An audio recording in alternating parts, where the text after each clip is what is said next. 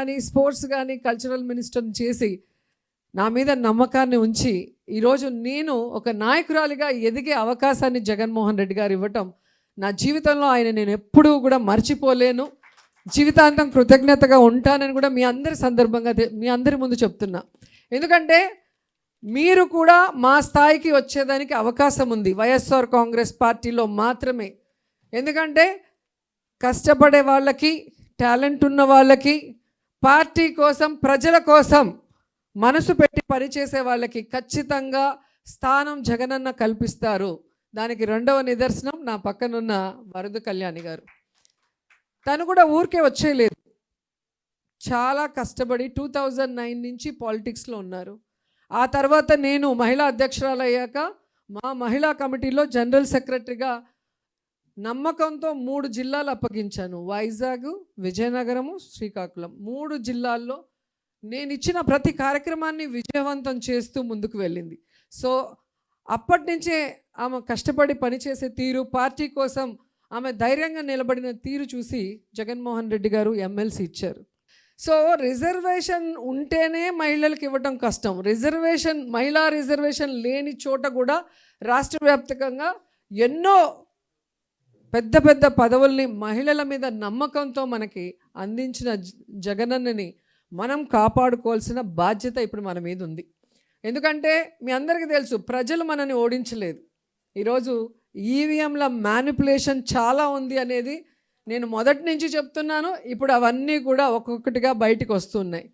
So మనం తెలుసుకోవాల్సింది, ప్రజల్ని తన సొంత మనుషులుగా ప్రేమించి కులం, మతం, ప్రాంతం చూడకుండా ప్రతి మహిళకి మంచి చేయాలి అన్న ఉద్దేశంతో సంక్షేమ పథకాలు కానీ, ఇళ్ల పట్టాలు ఇళ్ళు కట్టించడం కానీ, అభివృద్ధి కార్యక్రమాలు కానీ, అలాగే పదవులు కానీ, ఆల్మోస్ట్ ఓటర్లు ఈక్వల్గా ఉన్నాం కాబట్టి మగవాళ్ళకి అవకాశాల్లో కూడా మనకి ఈక్వల్గా అందించిన ఘనత జగనన్నకే దక్కింది.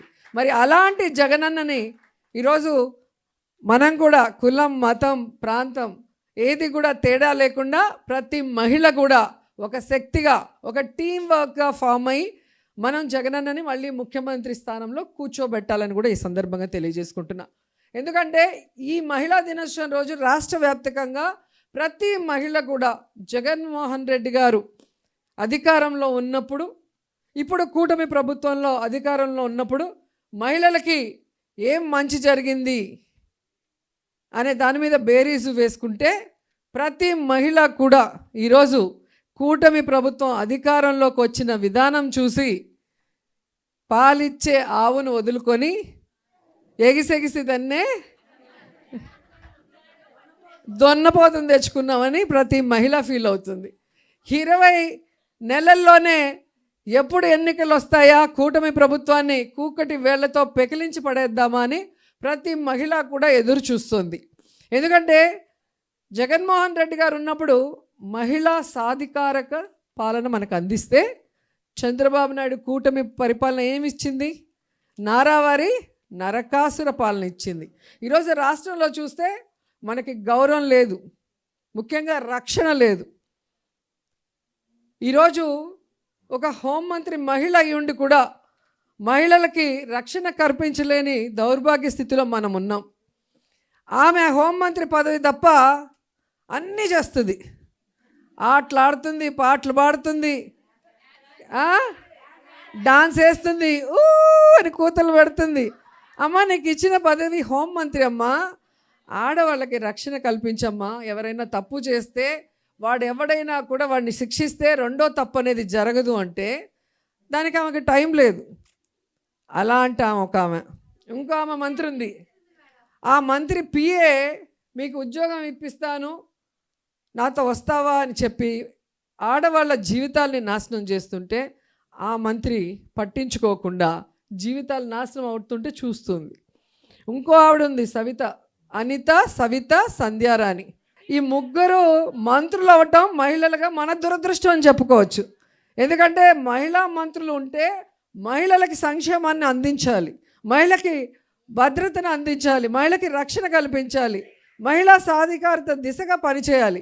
అలా చేయని ప్రభుత్వాన్ని నిలదీయాలి. అది వదిలేసి ఈరోజు టింగు రంగా అని చెప్పి చంద్రబాబు నాయుడు గారిని తీసుకొని ఈ మంత్రులు మహిళా దినోత్సవ వేడుకలు అంటూ ఈరోజు ఒక డ్రామా చేస్తున్నారు. మీరు అందరూ చూస్తారు. అసలు కూటమి ప్రభుత్వానికి, ముఖ్యంగా చంద్రబాబు నాయుడికి, అనితకి, సవితకి, సంధ్యారానికి మహిళా దినోత్సవ వేడుకలు జరిపే అర్హత ఉందా అని అడుగుతున్నా. ఎంత సిగ్గుచేటు చెప్పండి. ఈరోజు రాష్ట్రంలో 6 ఏళ్ల అమ్మాయి నుంచి 60 ఏళ్ల ముసలిదాన్ని వరకు రేప్ చేస్తున్నారు, దాడులు చేస్తున్నారు. వాళ్ళ అధికారాన్ని ఉపయోగించి లొంగ తీసుకొని వాళ్ళ జీవితాలు నాశనం చేస్తుంటే ఈరోజు ఎవరైతే కంప్లైంట్ ఇస్తారో ఆ మహిళల మీద కేసులు పెడుతున్నారు తప్ప, తప్పు చేసినా తప్పుడు వాళ్ళ మీద కేసు పెట్టకుండా వాళ్ళకి మళ్ళీ కొమ్ము కాస్తున్నారు. వీళ్ళ మహిళా దినోత్సవం చేసి మహిళలకి మంచి చేస్తామని చెప్తే ఈ రాష్ట్రంలో ఉండే మహిళలు నమ్ముతారా?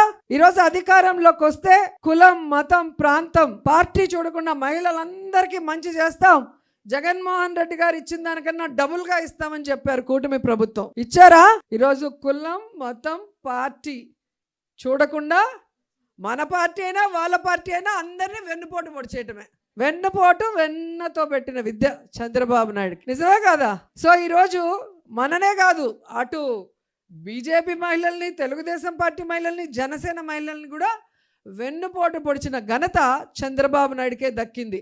అలాంటోడు ఈరోజు మహిళా దినోత్సవ వేడుకలు జరుపుతున్నారు అంటే ఎంత సిగ్గుచేటో ఒకసారి మనం అందరం కూడా ఆలోచించాలి. అడుక్కున్నాడు, నాకు ఒక్కసారి కొట్టేసి గెలిపిరా, ఒక్క ఛాన్స్ అని పవన్ కళ్యాణ్. ఒక్క ఛాన్స్ ఇస్తే ఆడవాళ్ళ తలరాతలు మార్చేస్తా, కనిపించకుండా పోయిన 30,000 మంది ఆడవాళ్ళని తీసుకొచ్చేస్తా, తర్వాత మన వాలంటీర్లు, నా అక్కా చెల్లెళ్ళు అందరినీ 10,000 పెంచి మిమ్మల్ని అందరినీ దీవిస్తా అన్నాడు.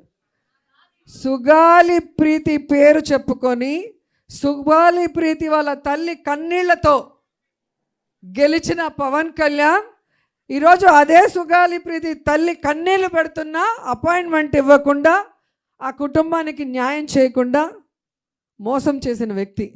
తెలుగుదేశంలో జరిగిన ఇష్యూని, సుగాలి ప్రీతి ఇష్యూని మన ప్రభుత్వంలో తీసుకొచ్చి అంత ఇష్యూ చేశాడు. ఆ కుటుంబానికి జగనన్న న్యాయం చేశాడు కానీ పవన్ కళ్యాణ్ న్యాయం చేయలేదు. 30,000 మంది కనిపించకుండా పోయారు, ఇంటెలిజెన్స్ రిపోర్ట్ వచ్చిందని చెప్పిన వ్యక్తి 20 నెలలు అవుతుంటే 30,000 మంది కాదు 30 మందిని కూడా తీసుకురాలేదు. మరి ఈరోజు కూటమి ప్రభుత్వంలో ఇంటెలిజెన్స్ పని చేయట్లేదా అని అడుగుతున్నా. ఈరోజు వాలంటీర్ అక్క చెల్లెమ్మలకు 10,000 పెంచడం దేవుడెరుగు, మొత్తానికి ఉద్యోగాన్ని పీకి రోడ్డు మీద పడేశారు. వాళ్ళు ఏడుస్తుంటే కనీసం వాళ్ళ పక్క తిరిగి కూడా చూడలేదు. ఇలాంటి వాళ్ళకి మహిళా దినోత్సవ వేడుకలు జరుపుకునే అర్హత ఉందా అని అడుగుతున్నా. మొన్న అసెంబ్లీలో ఒక మాట మాట్లాడటం మీ అందరూ చూశారు. మన పవర్ ఏంటో చెప్తున్నాను. వైఎస్ఆర్సీపీ పవర్ 11 మంది అంటారు. పవన్ కళ్యాణ్ భలే చెప్పాడు, 11 మంది ఉన్నా 1100 మంది లాగా వీళ్ళు మాట్లాడుతున్నారు అన్నారు. సో కూటమి ప్రభుత్వం తెలుసుకోవాల్సింది, పంచ పాండవులు కూడా 5 మందే, కానీ 100 మంది కౌరవుల్ని ఎలా మట్టు కరిపించారో మన వాళ్ళందరూ కూడా జగనన్న ధైర్యంతో, జగనన్న ఇన్స్పిరేషన్తో ఎంతమంది ఉన్నామన్నది కాదు, బుల్లెట్ దిగిందా లేదా అనేది ఇక్కడ అసలు విషయం. ఈరోజు మనం ఇంత ధైర్యంగా, గర్వంగా ఉండడానికి కారణం ఏంటి? జగనన్న ప్రతి కుటుంబానికి, లబ్ధిదారులు అయితే చాలు, పేదవాళ్ళు అయితే చాలు, వెల్ఫేర్ కానీ, హౌసింగ్ కానీ, ఏ విధంగా ఇంటి వద్దకే వాళ్ళ అకౌంట్లకే, ఎవరి ఇంటికి పోయి ఏ లీడర్కి కూడా సలాం కొట్టాల్సిన అవసరం లేకుండా ఇచ్చాడు. అలాగే రేషన్ కానీ, మెడిసిన్స్ కానీ వారి ఇంటి వద్దకే వెళ్ళి ఇవ్వటం జరిగింది. పెన్షన్స్ వారి ఇంటి వద్దకే వెళ్ళి ఇవ్వటం జరిగింది. ఇవన్నీ ఇచ్చారా లేదా అని మళ్ళీ ఎమ్మెల్యేలని, మంత్రుల్ని, ఎంపీల్ని ప్రతి ఇంటికి గడప గడపకి మన ప్రభుత్వం ద్వారా అందరినీ కూడా వెళ్ళి చూడటం జరిగింది. సో అందుకే ఈరోజు ఈవీఎంల వల్ల మనం ఓడిపోయినా మనం గ్రామాల్లోకి వెళ్తే గ్రామం మన చుట్టూ తిరుగుతుంది. మనం చేసిన మంచి వాళ్ళు గుర్తుపెట్టుకున్నారు. కానీ తెలుగుదేశం వాడికి ఈరోజు గ్రామాల్లోకి కానీ వార్డులకు వెళ్ళే ధైర్యం ఉందా? కొడతారా లేదా? అది కూడా పాత చెప్పుతో కొడతారు, కొత్త చెప్పు వేస్ట్ అని చెప్పి. సో ఎప్పటికప్పుడు మేము ఎక్కడున్నా అక్కడి నుంచి మాట్లాడతాం. తను శాసనమండలిలో బయట ప్రెస్ మీట్స్ పెడుతుంది. అట్లాగే మీరు కూడా బాధ్యతగా మాట్లాడగలిగిన రోజే అది ఇండైరెక్ట్గా ఇటు పార్టీకి క్రేజ్ పెరుగుతుంది, అటు మీరు ఏ ఇష్యూ మీద అయితే మాట్లాడతారో ఆ అన్యాయమైన కుటుంబానికి మీరు న్యాయం చేసిన వాళ్ళు అవుతారు అండ్ మీరు లీడర్గా ఎదుగుతారు. సో 3 ఉంటాయి బెనిఫిట్స్ మీరు చేసే పని మీద. సో ఇది ఖచ్చితంగా మీరు అందరూ కూడా చేయాలని కోరుకుంటున్నాం. అండ్ ఇంకోటి, ఈరోజు మీరు చూస్తే ఎమ్మెల్యేలు అంటే ఎలా తయారయ్యారు, ఎంపీలు ఎలా తయారయ్యారు, ఆఖరికి తిరుమల తిరుపతి దేవస్థానం చైర్మన్ ఎంత అసహ్యంగా బిహేవ్ చేస్తున్నారు. ఇలాగే కనుక వేరే పార్టీ వాళ్ళు ఎవరైనా చేసుంటే వాళ్ళని బ్రతకనిచ్చుంటారా? వాటి మీద ఎన్ని డిస్కషన్లు పెట్టుంటారు పొద్దున్న నుంచి సాయంత్రం వరకు. సూట్లు వేసేసి వీడు ఇంటలెక్చువల్, వీడు విశ్లేషకుడు, వీడు అది, వీడు ఇదని అంతా వీళ్ళే, అంత పెయిడ్ బ్యాచే కూర్చోబెట్టి పొద్దున్న నుంచి సాయంత్రం వరకు సావగొడతారు. అదే వాళ్ళ ఎమ్మెల్యేలు కానీ వాళ్ళ చైర్మన్లు కానీ తప్పు చేస్తే ఇందులో తప్పేముంది? ఇందులో తప్పేముందంటే ఏం చెప్పాలి వాళ్ళకి? నాకు అర్థం కావట్లా. ఈరోజు అలాంటి వాడిని ఏం చేయాలో ఒకసారి మీ అందరూ కూడా ఆలోచించండి. ఎందుకంటే మహిళల్ని గౌరవించిన వాడిని అస్సలు సహించరు జగనన్న. అలాంటిది తిరుమల తిరుపతి దేవస్థానంలో ఇలా చేస్తే నిమిషాల్లో కూడా సస్పెండ్ చేసే కార్యక్రమాలు చేస్తాం. ఇక్కడ ఏం తప్పు ఉంది అని అడుగుతున్నారు అంటే ఆ బిఆర్ నాయుడుకి ఎంత అహంకారం, ఎంత పొగరు, నరాన కొవ్వెక్కి కొట్టుకుంటారని చెప్తారు చూడు, ఆ విధంగా తయారయ్యాడు. నిజంగానే లడ్డూ గురించి ఎవరైతే తప్పుగా మాట్లాడారో అందరి లెక్కలు వెంకటేశ్వర స్వామి తేల్చేస్తున్నాడు. ఏ విధంగా ఒక్కొక్కరిది తేల్చేస్తూ వచ్చారో మనం చూసాం. సో ముఖ్యంగా ఒక బాధ్యత కలిగిన చైర్మన్గా ఉండి బిఆర్ నాయుడు ఒక మహిళ గురించి ఆయన మాట్లాడతాడు.